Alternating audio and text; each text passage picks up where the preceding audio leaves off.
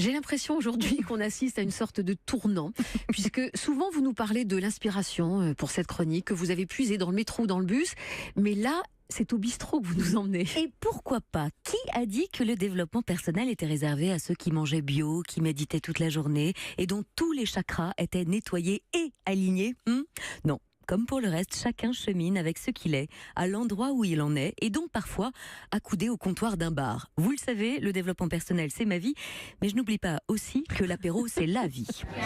C'est donc dans ce bar, au sol un peu collant, que j'ai rencontré ce barman, qui, comme Monsieur Jourdain, fait du développement personnel sans le savoir. Mieux, hier soir, il m'a même donné une leçon de développement personnel, et ceci, Isabelle, n'est pas une métaphore coquine pour décrire une pratique sexuelle déviante. Je vous décris donc la situation. Nous voilà avec une amie en train de passer au crible la carte des vins pour commander, quand le serveur vient à notre rencontre pour nous préciser les quelques cocktails qu'il ne faisait plus. Il est plutôt bon esprit, ce serveur. Il blague, il aime son travail, il aime cet endroit, ça se voit qu'il est d'ailleurs au bon endroit. Au moment de nous apporter nos boissons, un peu de vin s'échappe de l'un des verres. Et pour blaguer, je lâche un « Oh, c'est pas grave puisque vous allez nous les offrir ». Oui, j'ai eu des jours meilleurs en termes de répartie, je vous le cache pas. Je reconnais que ça n'était pas de très bon goût, mais c'était juste histoire de faire un bon mot. Et c'est là que le serveur s'est arrêté, qu'il m'a regardé et qu'il m'a dit « Ça va pas, tu deviens complètement con, quoi. » Alors non, Dieu merci, mais il aurait pu. Non, d'une voix douce, sans colère, il a simplement rectifié. Non, si je vous offre quelque chose, c'est que vous ne l'avez pas demandé. Si c'est demandé, réclamé, alors ce n'est plus offrir. Et là, j'avoue que j'étais séchée.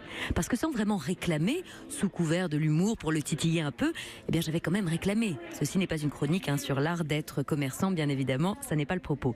Mais ce serveur, avec bienveillance, m'avait tendu un magnifique miroir, à moi qui vous répète chaque jour combien les mots sont importants, combien leur pouvoir est immense et comment ils créent notre réalité. Parce que l'abondance, elle vient de là, de la spontanéité du geste. Si je réclame, l'autre n'a plus envie de me faire plaisir. Je lui coupe toute envie de me faire plaisir. Et pire, je lui montre que je suis dans l'attente de quelque chose provenant de lui.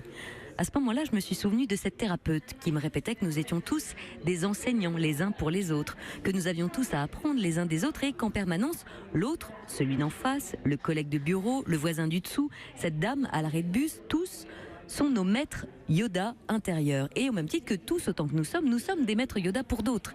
Et comme un clin d'œil, à la fin de son service, il est revenu avec 2 petits shooters pour chacune d'entre nous, que nous n'avions pas commandé bien sûr, comme pour illustrer son propos, parce que cette fois-ci, il nous offrait vraiment. Et ces 2 petits shooters, s'ils ont été suivis d'autres?